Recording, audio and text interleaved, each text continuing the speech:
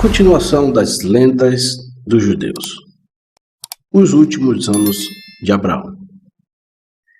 Rebeca viu Isaque pela primeira vez quando ele vinha do caminho de Ber-Lahai-Roi, a morada de Agar, para onde ele havia ido após a morte de sua mãe, com o objetivo de reunir seu pai com Agar, ou como ela também é chamada, Queturá.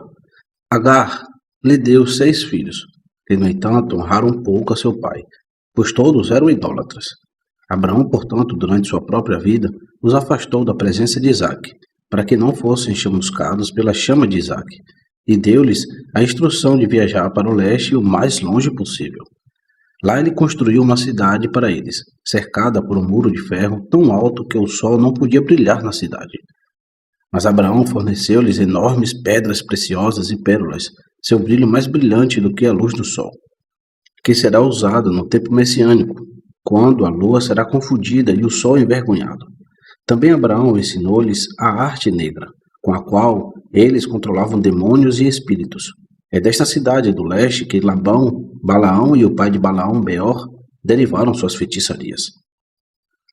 Éfer, um dos netos de Abraão e Queturá, invadiu a Líbia com uma força armada e tomou posse do país. A partir deste Éfer, toda a terra da África tem seu nome.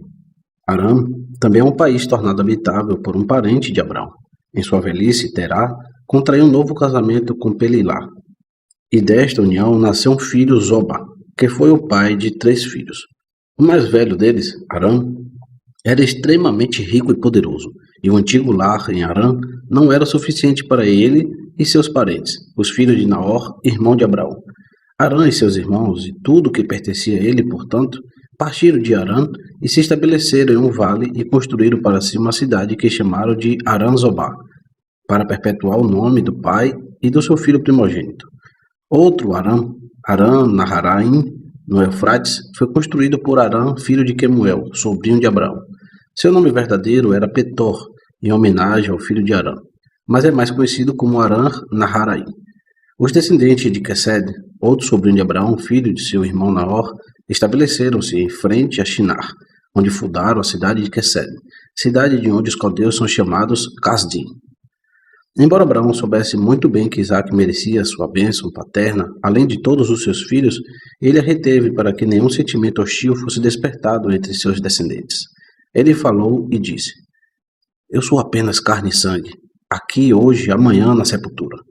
O que pude fazer por meus filhos eu fiz. De agora em diante, deixe acontecer o que o Criador deseja fazer em seu mundo." E aconteceu que imediatamente após a morte de Abraão, o próprio Criador apareceu a Isaque e deu-lhe sua bênção. Um arauto da morte. Quando o dia da morte de Abraão se aproximava, o Criador disse a Miguel: "Levanta-te e vá até Abraão e diga-lhe: você deixará a vida", para que ele pudesse colocar sua casa em ordem antes de morrer. E Miguel foi e veio até Abraão e o encontrou sentado diante de seus bois para arar. Abraão, vendo Miguel, mas sem saber quem ele era, saudou e disse-lhe: "Sente-se um pouco, e eu mandarei trazer um animal, e iremos para minha casa para que você descanse comigo, porque é tarde. Levanta-te de manhã e vai para onde quiseres." E Abraão chamou um de seus servos e disse-lhe: "Vai, traga meu animal, para que o estrangeiro possa se sentar nele, pois ele está cansado de sua jornada." Mas Miguel disse: "Eu me abstenho de sentar em qualquer besta de 4 patas." A caminho da casa, eles passaram por uma enorme árvore, e Abraão ouviu uma voz vinda de seus galhos cantando: "Santo és tu, porque guardaste o propósito para o qual foste enviado." Abraão escondeu o mistério em seu coração, pensando que o estranho não o ouviu. Chegando à sua casa, ordenou aos servos que preparassem uma refeição, e enquanto eles estavam ocupados com o trabalho, chamou seu filho Isaque e disse-lhe: "Levanta-te e põe água na vasilha, para lavarmos os pés de um estranho." E ele o trouxe como lhe foi ordenado, e Abraão disse: "Eu percebo que nesta bacia nunca mais lavarei os pés de qualquer homem que vier a nós como hóspede." Ouvindo isso, Isaque começou a chorar, e Abraão, vendo seu filho chorar, também chorou. E Miguel, vendo-o chorar, também chorou, e as lágrimas de Miguel caíram na água. Antes de se sentar à mesa, Miguel levantou-se, saiu por um momento, como se para aliviar a natureza, e acendeu ao céu num abrir e fechar de olhos, e pôs-se diante do Criador e disse-lhe: "Criador e mestre, deixe-me teu poder, saber que sou incapaz de lembrar aquele homem justo de sua morte, pois nunca vi na terra um homem como ele, compassivo, hospitaleiro, justo, verdadeiro, devoto, abstendo-se de toda má ação.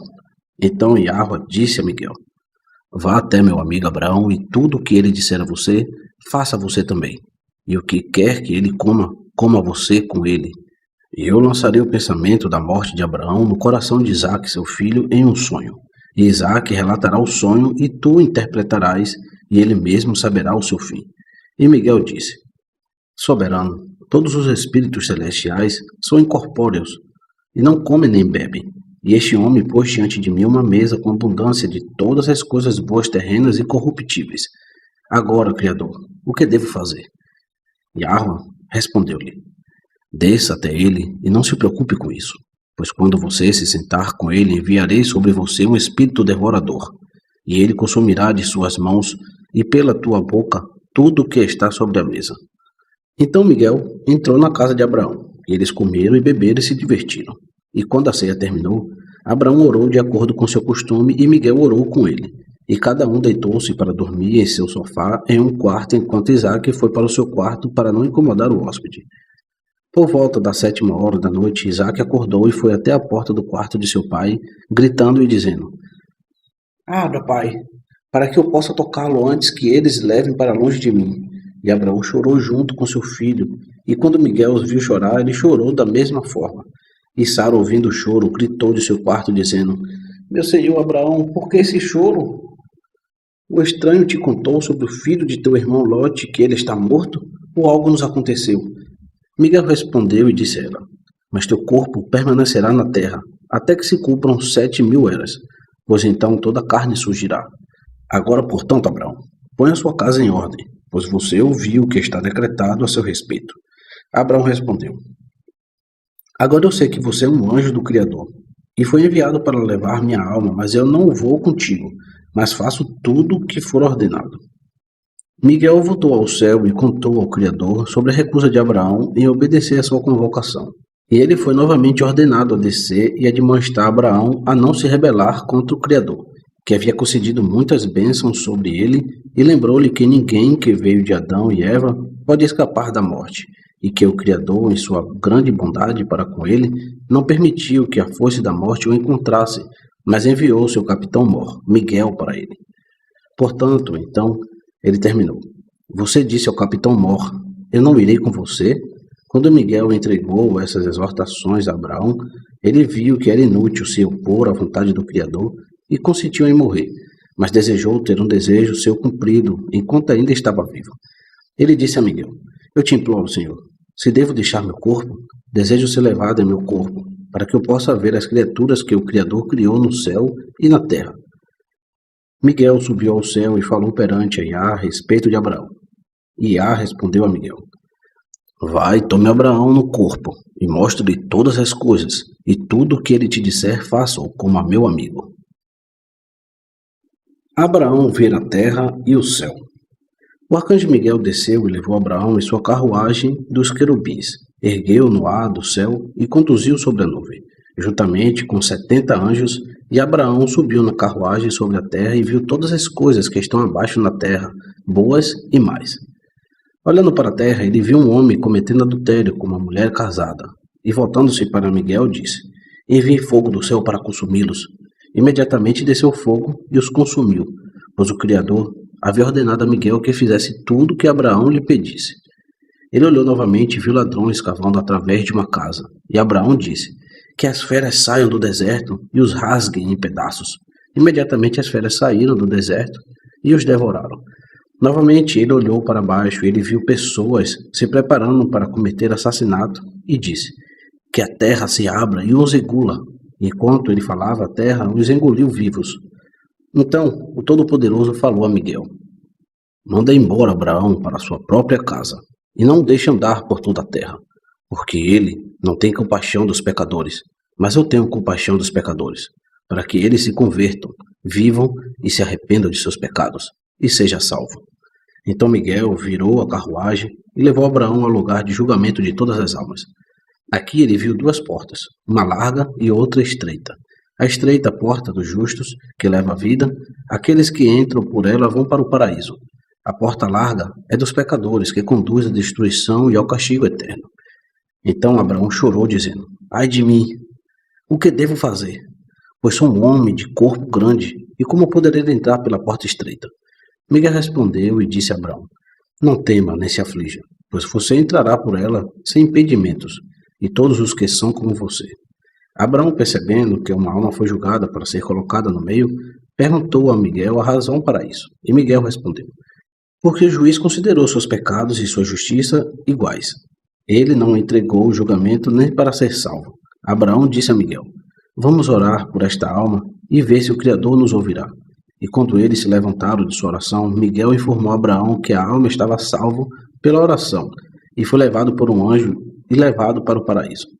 Abraão disse a Miguel: Vamos ainda invocar a Iá, e suplicar sua compaixão e suplicar sua misericórdia pelas almas dos pecadores que eu anteriormente, em minha ira, amaldiçoado e destruído a quem a terra devorou, e as feras despedaçaram e o fogo consumiu por meio de minhas palavras. Agora sei que pequei perante a Iá, nosso Criador. Após a oração conjunta do arcanjo e de Abraão, veio uma voz do céu dizendo: Abraão, Abraão, dei ouvidos à tua voz e à tua oração, e perdoe-te o teu pecado. E aqueles a quem pensas que destruí, eu chamei e os trouxe à vida por minha extrema bondade. Porque, por um tempo, eu os recompensei em julgamento. E aqueles a quem eu destruo vivos na terra, não recompensarei com a morte. Quando Miguel trouxe Abraão de volta para sua casa, eles encontraram Sara morta. Não vendo o que havia acontecido com Abraão, ela foi consumida pela dor e entregou sua alma. Embora Miguel tivesse cumprido o desejo de Abraão e lhe mostrado toda a terra, o julgamento e a recompensa, ele ainda se recusou a entregar sua alma a Miguel, e o arcanjo novamente ascendeu ao céu e disse a Iá: Assim fala Abraão: Eu não irei contigo, e eu me abstenho de impor minhas mãos sobre ele, porque desde o princípio ele era teu amigo e ele fez todas as coisas agradáveis aos teus olhos. Não há homem como ele na terra, nem mesmo Jó, o homem maravilhoso. Mas quando o dia da morte de Abraão se aproximava, Iá ordenou a Miguel que ordenasse a morte com grande beleza e o enviasse assim a Abraão para que ele pudesse vê-lo com seus olhos. Enquanto estava sentado sobre o carvalho de Mamre, Abraão percebeu um lampejo de luz e um cheiro doce e, virando-se, viu a morte vindo em sua direção em grande glória e beleza. E a morte disse a Abraão: Não penses, Abraão, que esta beleza é minha, ou que eu venho assim para todos os homens. Não. Mas se alguém é justo como tu, eu assim tomo a coroa e venho até ele. Mas se não pecador, eu venho em grande corrupção, e de seus pecados eu faço uma coroa para minha cabeça. E eu sacudo com grande medo, de modo que eles ficam desanimados. Abraão disse a ele: E és tu, de fato, aquele que é chamado de morte? Ele respondeu e disse: Eu sou o nome amargo. Mas Abraão respondeu: Não irei contigo. E Abraão disse à morte: Mostra-nos a tua corrupção. E a morte revelou sua corrupção, mostrando duas cabeças. Um tinha o rosto de uma serpente, a outra cabeça era como uma espada.